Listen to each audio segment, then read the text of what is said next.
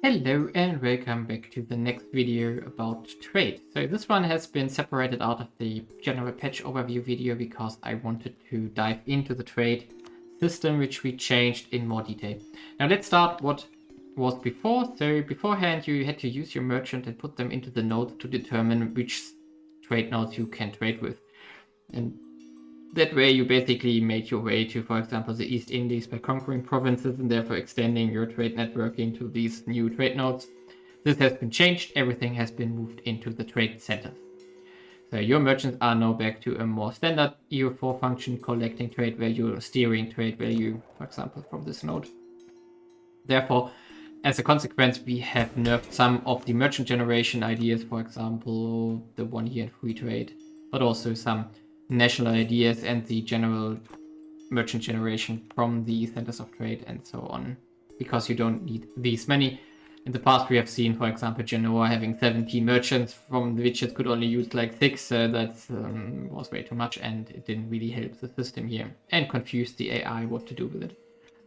Now, the centers of trade here are now the main key factor of determining what you can trade with. Let's start with the minor one. It's the most obvious one. In green highlighted, every sector in the same node, meaning this province can trade only with all provinces within the Po Valley node, which is the white provinces here. Meaning, if you conquer Ferrara as Milan, it will not be able to trade in between these two. It's a separate trade node, separate sector, you can't trade with it anymore. Instead, you need an important center of trade, so one level higher, which we luckily got here in Lombardia. Important center of trade can already trade with every sector in the same node. It can trade with every neighboring important major or dominant center of trade, not of your own. In fact, that's very important. In all sectors in neighboring nodes if the province owner owns a province or trade post in the neighboring node. So, meaning if you got, for example, you conquered into Ferrara, then Lombardy can trade with Ferrara, Ferrara can trade with everything in here, but also Lombardy can trade with everything in here because we got a connection into this node, similar to how it was in the past. More importantly, however, is that this important trade center now can trade with other important trade centers, for example, Lyon over here in the Gulf of Lyon node. And if we check our new fancy trade UI, which is this one here, which is showing all the goods the mod currently has, so you can go through the pages here. But let's stick to the first one, sold. Let's highlight this one, sold. We don't produce it, we demand it from our population. We don't have subsistence because we don't produce it. Sold to commercial, basically the non-existent part we produce is getting sold to it.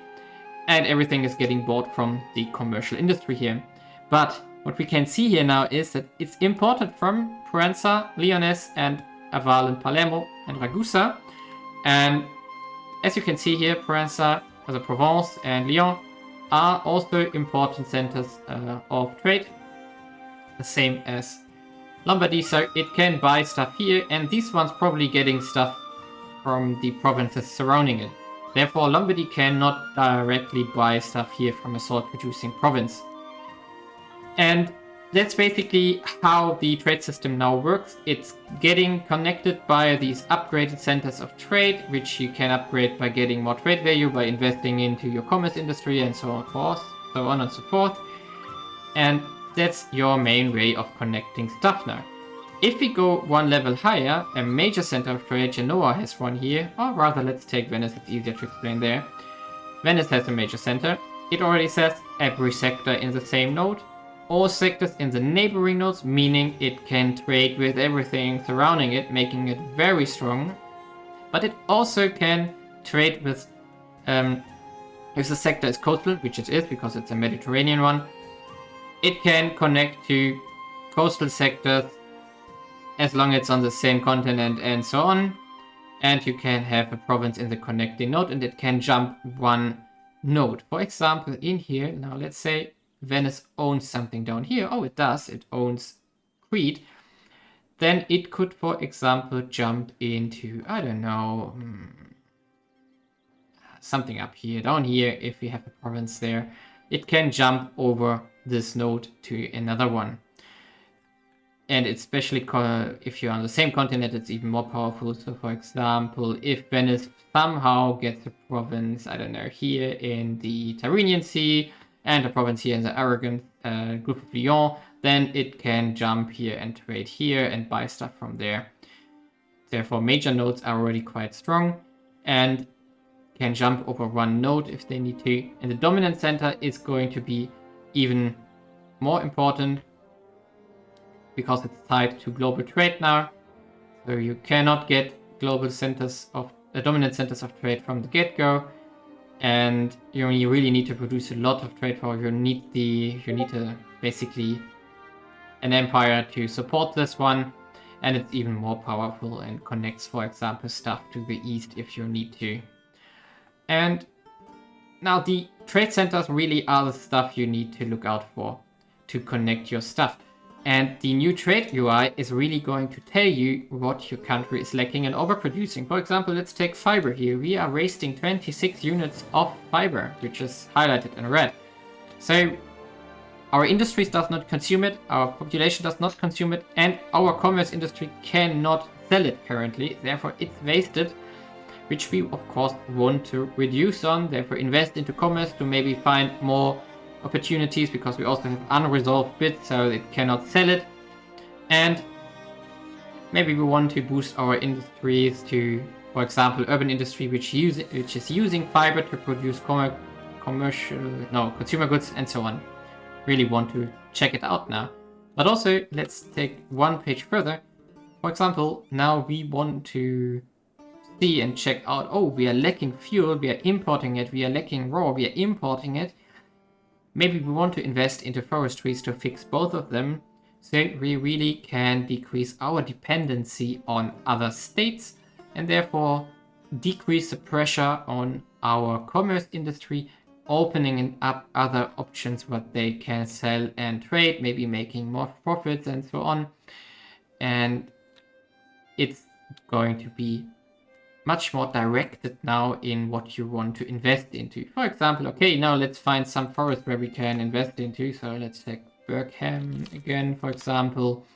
It has maximum of 40 forestry, only roughly 20 are developed, so we could invest a little bit into it. We could invest some bit here. It's only 50 in forestries, but it has a mine.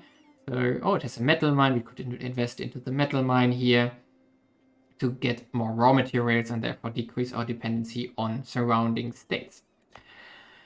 And this is really going to help you to decide how you want to invest your money. So for example, in this case, I would do, okay, I invest 10 here to increase our mine here and so on.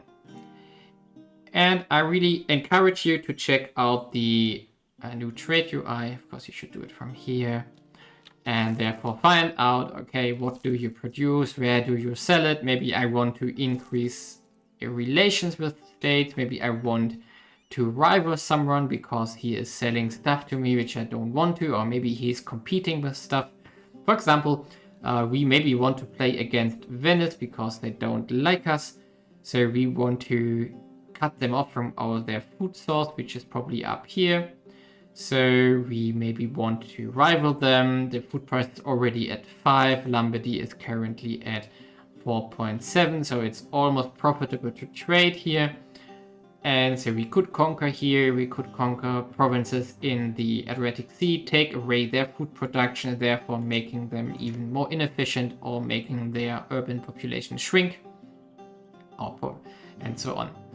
Another change which also got done is the stockpiles here. The stockpiles are much, much smaller than they have been before. For example, we can see here that our food stockpile is 294 units, roughly 2.5 years of supply. They are much, much smaller. If war happens, if something gets shredded here, the stockpiles can run out very quickly.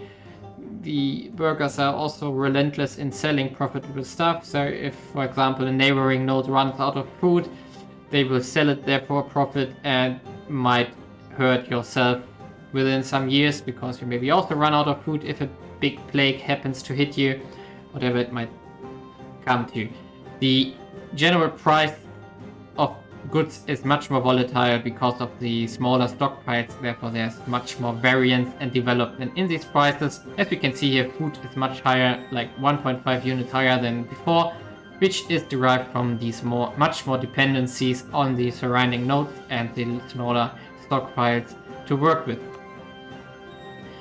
And this is something you want to keep an eye on and develop your country accordingly, or do reforms accordingly, because you want to have a strong and powerful commerce industry. You maybe want to free your peasants to have more urban rural production here, and so on, which can help you to stabilize your stuff or increase your export and therefore making even more profits, and so on. The general approach here now is that you really want to interact more between the trade UI and your investments and thinking about where to expand. Therefore, much more depth has been added to the trade system by these changes. And I wish you a lot of fun, and if you have questions, feel free to either read all the UIs we added, but also feel free to ask questions below the video and check out my other patch video. Therefore, see you in the next one.